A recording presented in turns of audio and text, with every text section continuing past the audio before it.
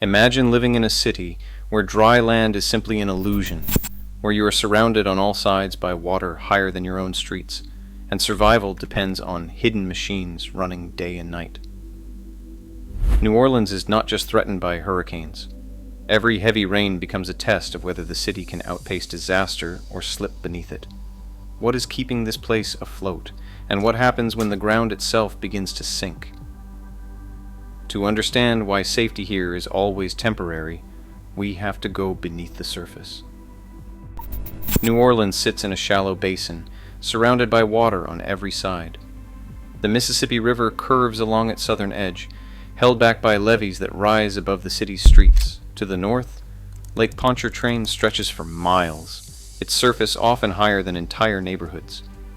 Wetlands and marshes once formed a natural border to the east and south, but over time those buffers have shrunk, leaving open water where land used to be. Maps from the U.S. Geological Survey reveal the city's uneasy position. More than half of New Orleans now lies at or below sea level, with some districts, like Bywater, Mid-City, and the lower Ninth Ward, sitting several feet lower than the lakes and rivers that border them. The bowl shape is more than a metaphor. Cross-sections show how the highest ground hugs the river, a natural ridge built from centuries of flood-borne silt. But as the city spread outward, homes and businesses filled in former swamps and marshes, settling onto soft, saturated soils. In many places, the only thing separating dry land from disaster is a wall of earth and concrete, built to hold back water that waits at the rim of the bowl. During heavy rains, gravity offers no help. Water cannot drain away on its own.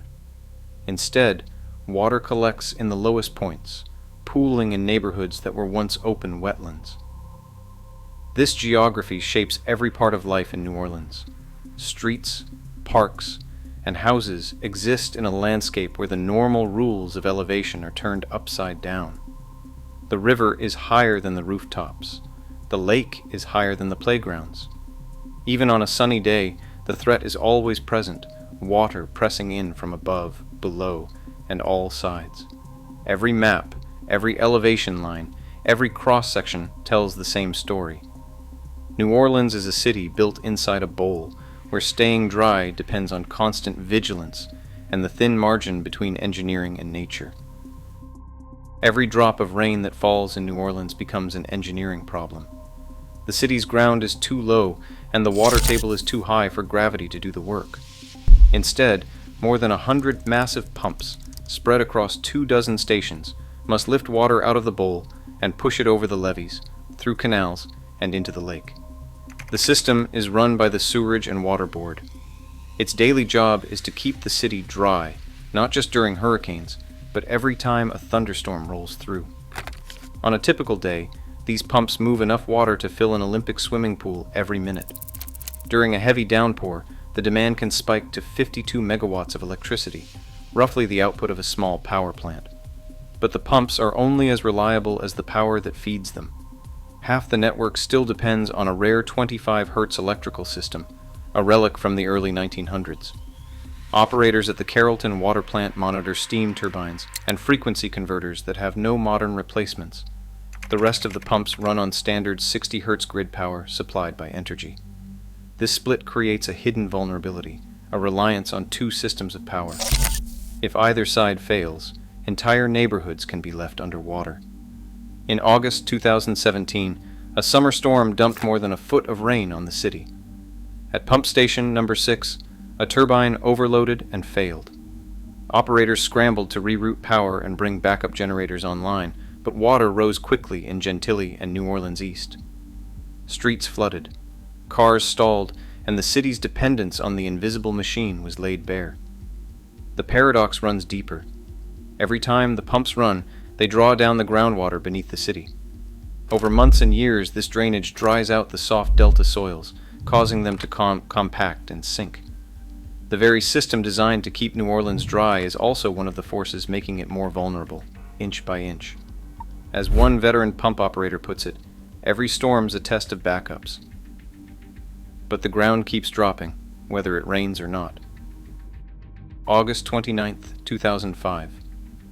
The wind howled, the rain hammered, and the levees that stood guard over New Orleans began to fail.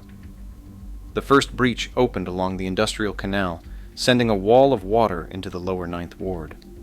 Within hours, other floodwalls gave way at the 17th Street Canal, London Avenue, and more. Water poured through the broken seams, rushing into neighborhoods that lay below the surface of the lake and river. By the time the storm passed, nearly 80% of the city was underwater. Homes floated off their foundations, cars vanished beneath the current. The hum of pumps fell silent as power lines snapped and backup generators drowned. For many, the disaster was not the wind or the rain, but the collapse of the very systems meant to protect them.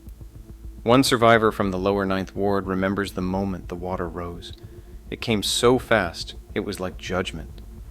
We waited, but no help came. The city just filled up like a bowl. Families climbed into attics, broke through rooftops, and waited for rescue that sometimes never arrived. In the days that followed, the Superdome and Convention Center became shelters of last resort, crowded, sweltering, and cut off from aid. The city's hospitals lost power, their emergency plans overwhelmed by the scale of need. The storm's toll reached far beyond the flooded streets. Over 1,000 people lost their lives. More than 200,000 homes and businesses were destroyed or damaged. The economic loss soared to an estimated $125 billion. Entire neighborhoods, especially in the lower Ninth Ward and New Orleans East, were emptied almost overnight. Half the city's population scattered across the country, some never to return. The trauma left behind was not just physical, but a deep wound in the city's trust. Trust in the levees, in the pumps, in the promise that the system would hold. Katrina was not just a hurricane. It was the day the illusion of safety broke, exposing how fragile the city's defenses truly were. After the floodwaters receded, the task ahead seemed impossible. Engineers, planners, and officials faced a city stripped bare, levees breached, neighborhoods gutted, trust in the system shattered. In response, the United States Army Corps of Engineers launched one of the largest civil works programs in American history. The Hurricane and Storm Damage Risk Reduction System, abbreviated HSDRRS, became the new backbone of New Orleans' defenses. Over $14.5 billion went into the effort. 350 miles of levees and floodwalls, 73 pumping stations, and hundreds of floodgates now ring the city like armor. The centerpiece is the 1.8-mile Lake Borgne surge barrier. It stretches across open water east of downtown, designed to block the kind of storm surge that once funneled through the industrial canal and devastated the lower Ninth Ward. Charles Rizzo, a lead engineer with the Corps, recalls the pressure to get it right. He remembers they used the latest surge modeling and ran thousands of simulations. Every foot of levee had to be justified to Congress, including height, strength, and cost. In the end, they optimized the Lake Borgne barrier, trimmed the crest by a few feet, and saved $400 million, all while meeting the new safety standards. But the reality is, this system is not permanent. The ground keeps sinking. The sea keeps rising. We can give New Orleans 100-year protection, but only if the system is maintained, upgraded, and watched year after year. The scale of the rebuild is impossible to ignore. New concrete walls rise where old earthen levees once stood. Giant sector gates and pump stations now guard the mouths of outfall canals. In the years since, storms like Hurricane Ida have tested these defenses. The system held. The city stayed dry. But every upgrade, every dollar spent, is a reminder that this is not a one-time fix. The cost of safety is endless, and the margin for error is vanishingly thin. As the city celebrates new barriers and stronger walls, another challenge waits beneath the surface. The ground itself is still moving, and the fight to keep New Orleans dry is far from over. Satellite data reveals a hidden threat beneath New Orleans. The ground itself is sinking, and it is not happening evenly. In some neighborhoods, the land drops by more than 2 centimeters each year, enough to undermine the height of levees and floodwalls meant to keep the city safe. Gentilly and New Orleans East are among the fastest sinking areas, with INSAR measurements showing the ground falling at rates from 1.2 to 2.5 centimeters annually. Along the Metairie Gentili Ridge, the story is even more complex. North of the ridge, peat soils dry out and oxidize, shrinking away beneath houses and roads. South of the ridge, decades of drainage have compacted the ground by as much as 31%, but there is still plenty of soft soil left to settle further. The Michoud area in the northeast stands out as a case study. Between 1955 and 1995, the ground at the Michoud plant sank by nearly a meter, driven by relentless groundwater pumping. When that pumping finally stopped in 2016, something remarkable happened. The land began to rise again, a rare reversal in a city defined by slow collapse. But for most of New Orleans, the trend is still downward. Nearly 60% of the city sits below sea level, and every centimeter lost means a levee that protects a little less, a pump that has to work a little harder. As one coastal scientist explains, we can raise walls, but we can't stop the ground from moving under our feet. South of New Orleans, the land once stretched in a wide, tangled sweep of marshes and cypress swamps, an unruly border that blunted the Gulf's worst storms before they could reach the city. That border is vanishing. Since the 1930s, nearly 2,000 square miles of Louisiana's coastal wetlands have disappeared, swallowed by open water. Every year, the line between land and sea moves a little farther inland, leaving the city more exposed. The wetlands served as a natural shield, their grasses and trees absorbing the force of hurricane surges and slowing the advance of water. But decades of dredging, canal construction, and oil and gas development have carved deep wounds into the coast. The Mississippi River Gulf outlet, known as MRGO, opened in 1965 as a shortcut for shipping. In practice, it acted as a funnel, channeling storm surge straight toward eastern New Orleans and the lower Ninth Ward.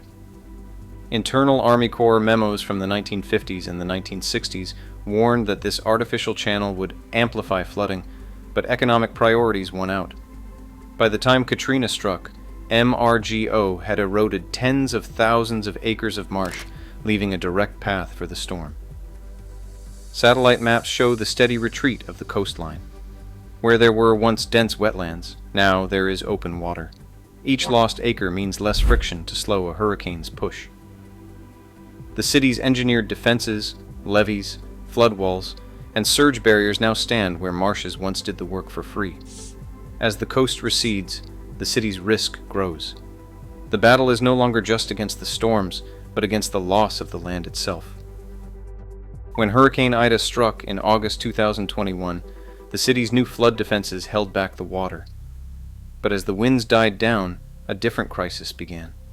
Power lines lay tangled in the streets, transformers exploded, and for days nearly 1 million people across southeast Louisiana lost electricity.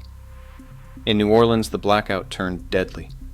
With air conditioning gone and the heat index soaring above 100 degrees, homes became ovens. Hospitals scrambled to keep ventilators running on backup generators. In the days that followed, at least a dozen residents, most of them elderly or chronically ill, died from heat in their own homes. The city's chief medical officer called it a silent disaster.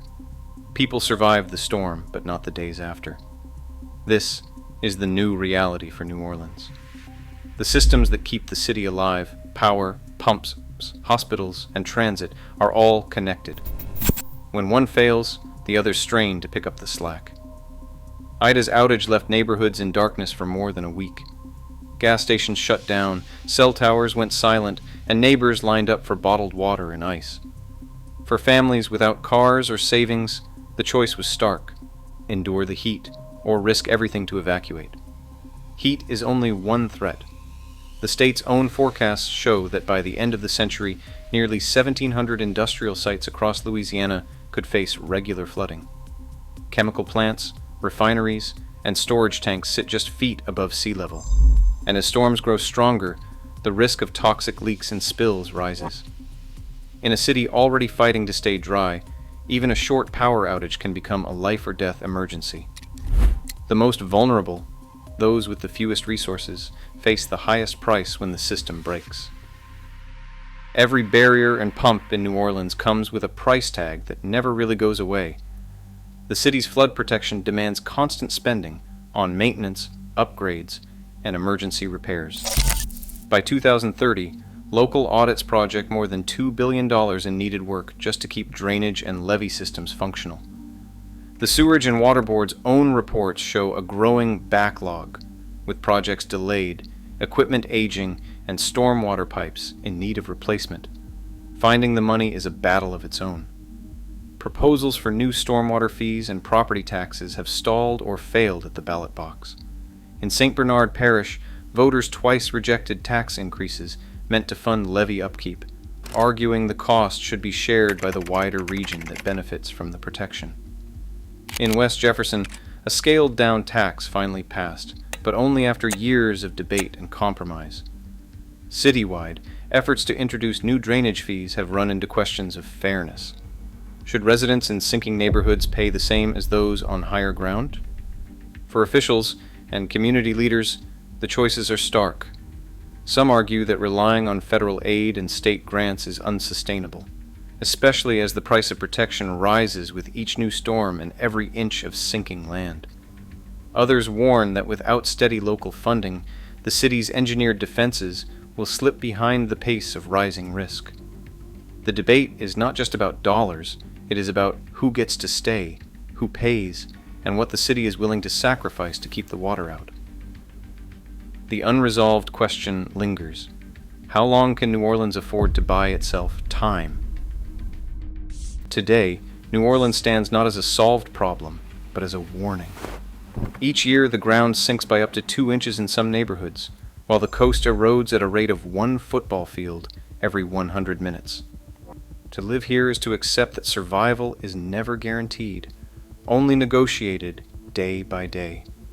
What happens here next could foreshadow the fate of every coastal city. Share your thoughts below.